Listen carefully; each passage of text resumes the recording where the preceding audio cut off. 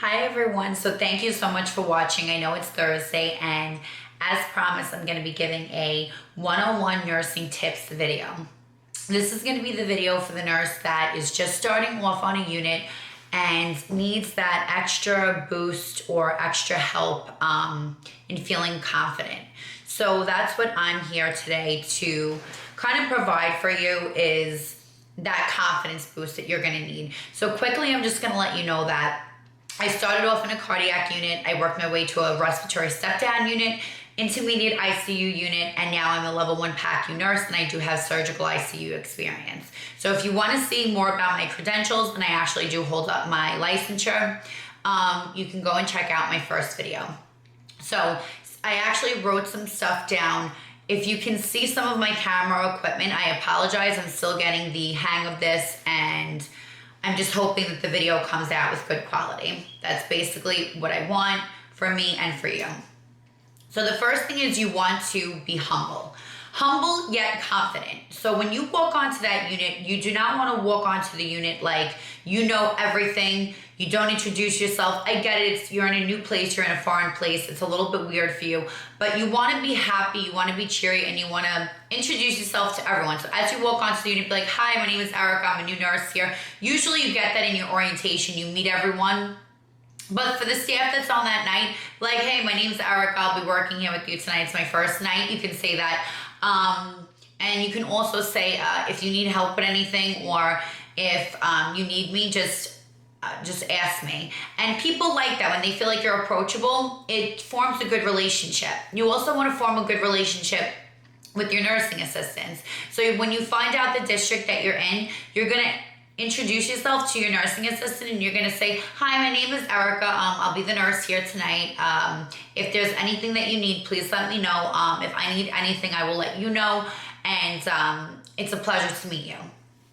I have made such good relationships with doctors, fellow nurses, and nursing assistants. So forming relationships, being confident and humble really play a big role in your first day. Your first impression is very important. So don't let your nerves get the best of you. Be humble, be sweet, always introduce yourself. Tell your coworkers it's a pleasure to meet them. Tell your nursing assistant it's a pleasure to meet them.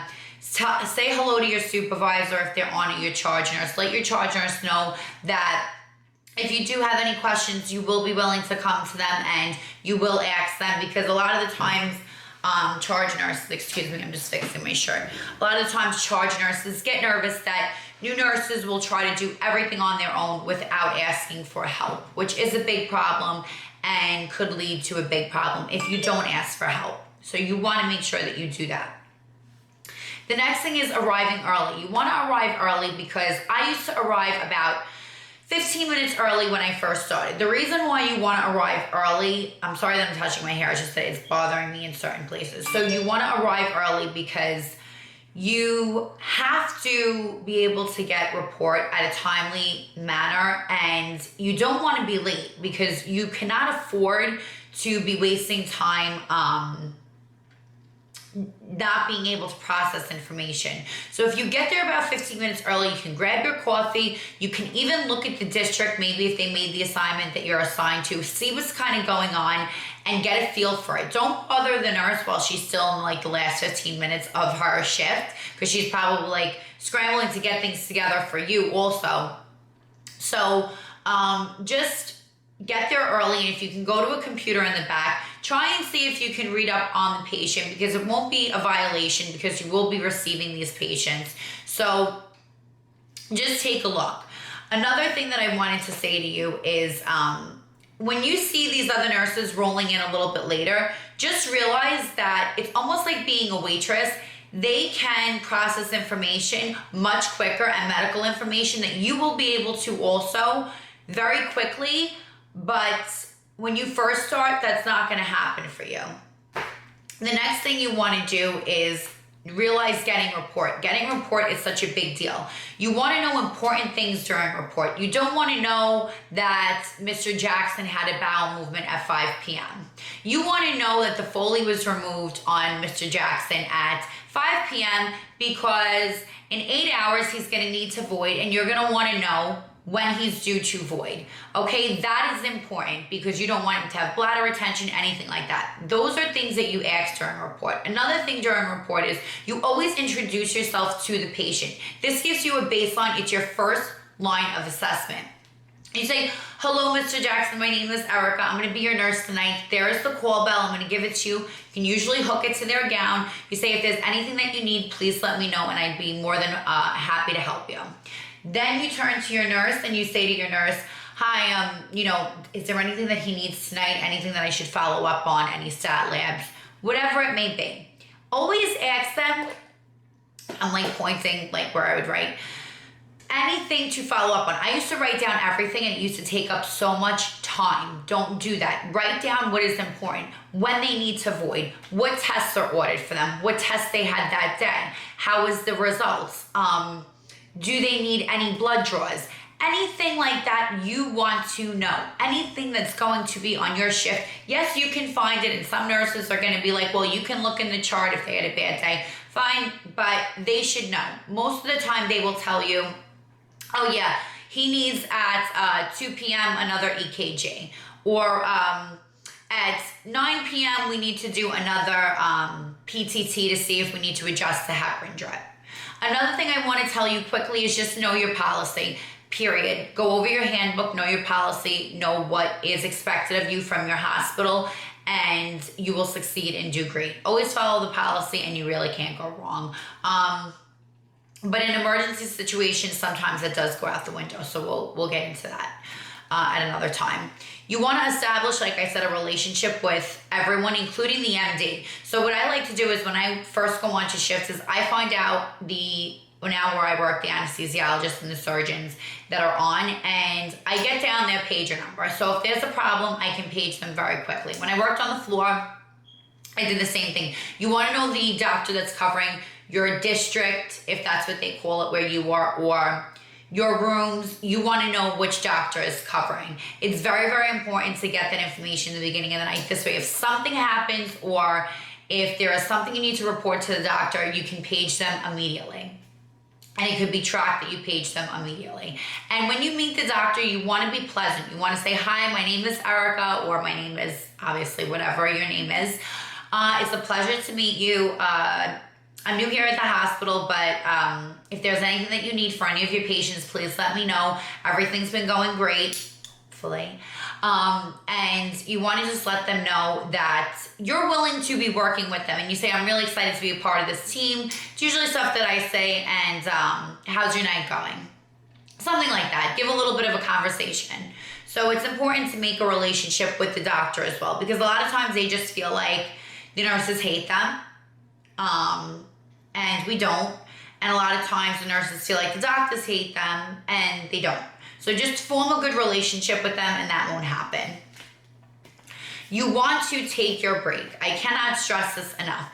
Take your break. The first 45 minutes or half hour of your break, take it to yourself. Get something to eat. Forget that you're at work. Forget that you're doing nursing. Drink something, eat something for the first half hour. Relax. Play music, so 15 minutes of eating, 15 minutes of playing music, relax. That's how you get an hour break.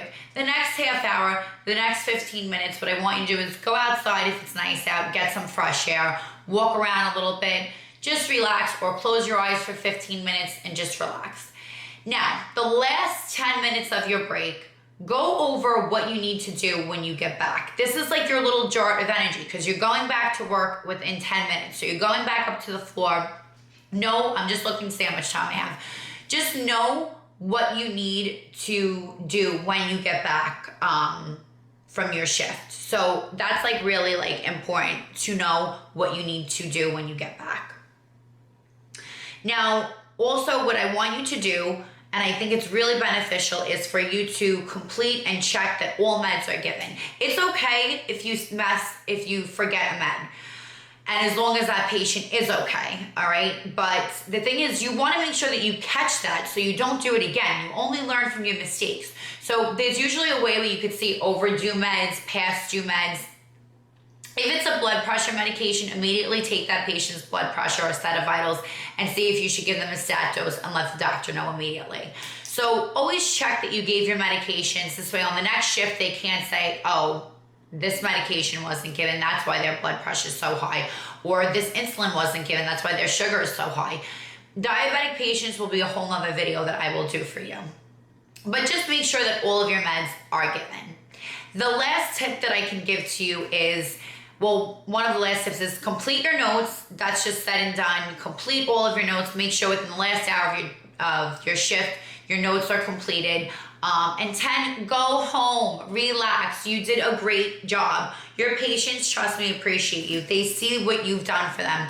They see that you've been in that room. They see that when that call bell has gone off, you've gone in and answered them. They know these things. They see it, and they're appreciative for it. So also, if you have a little bit of time, prepare a handoff for the nurse. Give the nurse a little bit of a handoff of what's been going on with the patient that night. If Mr. Jackson, if it took him an hour longer to void, or you had to do a voiding trial, let her know that. You had to put in a Foley to get the urine out, and then he ended up voiding. Or maybe we're still waiting for him to void. Important things, the same important things that she told you, you want to tell on the new incoming nurse. So I just want to let you know that you're going to do great. Your first day will be fine. Your first week will be fine. Stop listening to everyone say you're going to lose your license if you do this, and that. I hated hearing that, okay? I did very, very well and excelled. And if you want to hear how I jumped so quickly from regular cardiac to ICU to respiratory to now a level 1 PACU, it's all in the same hospital. I will go into that. Don't listen to that. Do your job, know your policies, and you will exceed. Be humble, be kind, and remember why you went into nursing.